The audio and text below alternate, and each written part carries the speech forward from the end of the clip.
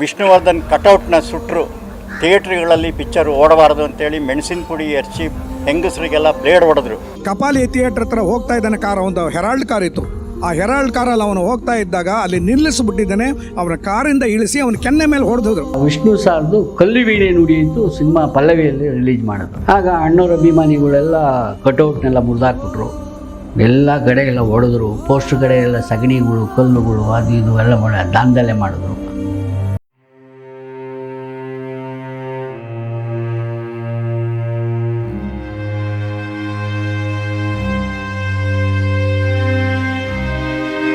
ನನ್ನ ಹೆಸರು ಶರಣು ಹುಲ್ಲೂರು, ವೃತ್ತಿಯಿಂದ ಪತ್ರಕರ್ತ.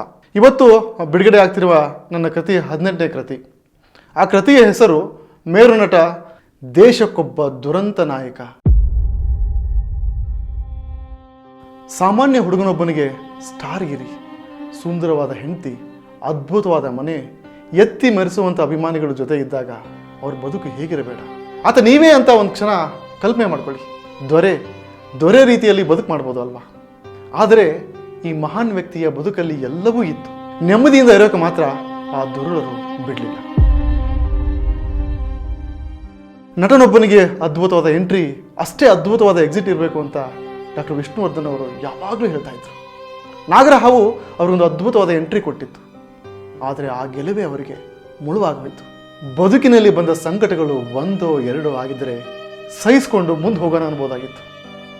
ಆದರೆ ಬದುಕಿನದ್ದಕ್ಕೂ ಎದುರಾಗಿದ್ದು ಬರೀ ಸಂಕಟಗಳೇ. ಆಸೆಪಟ್ಟು ಮಾಡಿದ್ದು ಗಂಧದ ಗುಡಿ ಅವರ ಬದುಕಿಗೆ ಗಂಧವಾಗಿ ಘಮಿಸಲಿಲ್ಲ. ಜಗತ್ತೇ ಕ್ಷಮಿಸಲಾರದಂತಹ ನೋವುಗಳನ್ನು ಅದು ತಂದಿಟ್ಟಿತ್ತು. ಆ ನೋವಿನ ಸರಮಾಲೆಯೇ ಮೇರು ನಟ, ದೇಶಕ್ಕೊಬ್ಬ ದುರಂತ ನಾಯಕ ಕೃತಿಯ ಸಾರ. ವಿಷ್ಣುವರ್ಧನ್ ಸಿನಿಮಾಗಳಿಗೆ ತೊಂದರೆ ನೀಡಲಾಯಿತು. ಅವರ ತಂದೆಯ ಪಾರ್ಥಿವ ಶರೀರದ ಮೇಲೆ ಕಲ್ಲು ತೂರಲಾಯಿತು. ರಸ್ತೆ ಮಧ್ಯೆ ನಿಲ್ಲಿಸಿಕೊಂಡು ಅವಮಾನಿಸಲಾಯಿತು. ನಾಡದ್ರೋಹಿ, ದೇಶದ್ರೋಹಿ ಹಣೆಪಟ್ಟ ಕಟ್ಟಲಾಯಿತು. ಆದರೆ ವಿಷ್ಣು ಇದೆಲ್ಲ ಆಗಿರಲಿಲ್ಲ. ಅವರು ಕೋಟಿಗೊಬ್ಬ ನಟ. ಆದರೆ ಇಷ್ಟೆಲ್ಲ ನೋವಿಗೆ ಕಾರಣ ಯಾರು? ಅದನ್ನು ಹುಡುಕುವ, ಕೆದಕುವ ಕೆಲಸವನ್ನು ಈ ಪುಸ್ತಕದಲ್ಲಿ ಮಾಡಿದ್ದೇನೆ.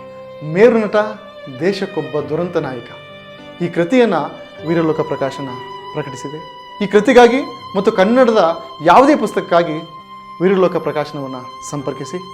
ಅದರ ಸಂಖ್ಯೆ 7022122121. ಇಡೀ ತಂಡಕ್ಕೆ ನನ್ನ ಧನ್ಯವಾದಗಳು.